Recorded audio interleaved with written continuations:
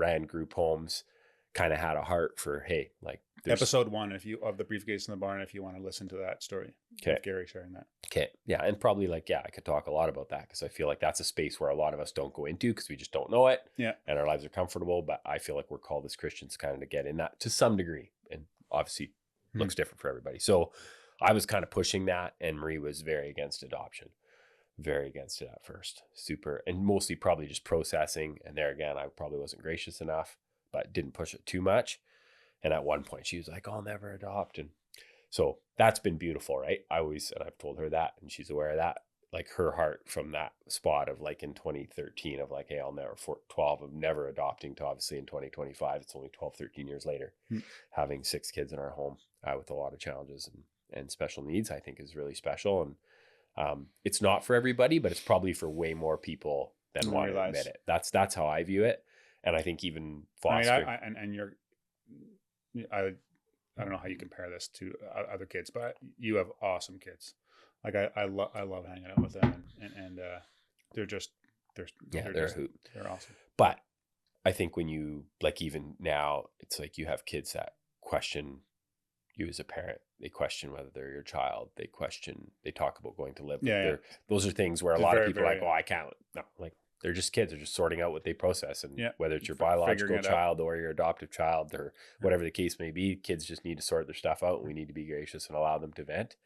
And if they feel like they can do that with their parents, that would be healthy, right? So do you remember when you decided that you're going to go forward and pursue adoption, or was it fostering first? It could happen. No, it was adoption first, and we adopted privately, and it was very quick. Like we had very unique experiences. But how did you go from, okay, we're going to adopt? Like you said, Marie wasn't open to it at all. We went and met a private agency in North Vancouver, had a meeting at their office, kind of like, hey, what are the options? Willing to do that from Yeah, and there again, Marie's very gracious. I mean, it was did you guys go for counseling and talk about it, or no counseling, just push.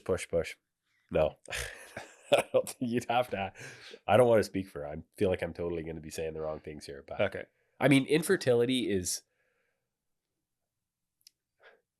I guess what I would say is, and there again, this might even be, people may disagree with this, but I feel like, hey, God would choose that some people cannot have kids. And what does that mean? Does that mean that they're supposed to have no children in their home and they're just supposed to care for other people's kids? Does that mean they're supposed to adopt? Like, that's just a personal journey, right? I mean, if you're praying about it, you have peace with the decision you make, and you're trusting in God in that process. And I think we have to do that in all of our lives. It's just kids seems like a big deal. I look at it like... Well, I think it comes especially from the idea of like, this life is not about us. Like, we're called to serve others. Yeah. And lay down our life for others and give. And usually, especially in North American culture, I think in the church as well, it's about our comfort and what we want and what's great for us, which is contrary to everything. Even now, I feel like you listen to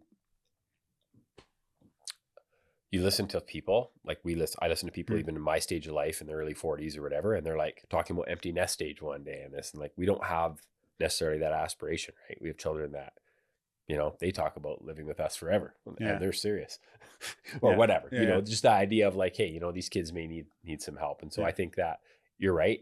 I look at, parenting probably similar to marriage. It's not necessarily meant to make you happy. It's meant to make you holy.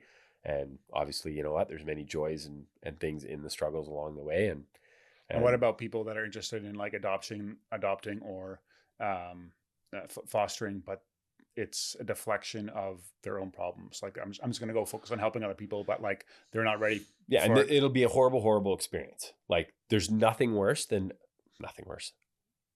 Adopting, thinking you are saving somebody is very, very problematic. And we were literally somewhere publicly the other day, ran into a couple, and they're in the process of trying to adopt a child. They're pretty transparent about it. And you could tell, and like just by everything the person was saying to me, that they fully think they have a savior complex. Like, hey, we are rescuing this. No, like, think of it from the child's perspective, right? Not biologically connected, like, hey, where is my mom? Who is my mom? Who is my dad? In our home, there's multiple birth dads. We don't know who they are. Yeah. That's heavy. That's sad. And like, yeah, are our kids well loved? Yeah, they are. But like, they're going to have to work through their stuff, and they deserve to be acknowledged. And they don't need to think that, oh, they have it so good because they're in our home. Like, it's not always great. Right. And I think that people just need to realize that, hey, we're called, whether it would be, this is how I view it, whether it's your biological child, like in your case, or in our case, adopted children, we're called to, teach our children about the Lord, care for them as well as we can in that moment, help set them up with a foundation of truth and to be, great members of our society.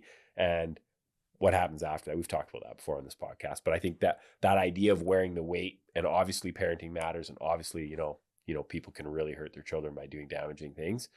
But this idea of, hey, they're my kids, like, I don't like the terms like that kind of. Yeah, I mean, nothing's ours. Everything we have is a Yeah. gift. So I don't know. Infertility is messy. You call it your money? Yeah, it's definitely my money. Okay, just not your kids. Just not my kids. That's funny. That was the funniest part of the clip from last week. No, I'm totally joking. But that was as funny as last week. It's the inheritance one. Waiting for my inheritance. Like I say, I don't ever watch did this your mom podcast. Say that? Did your mom get a text? No, she always listens to it on Saturday. So I'll get a call Saturday night saying you're cut out of the will. That's fine.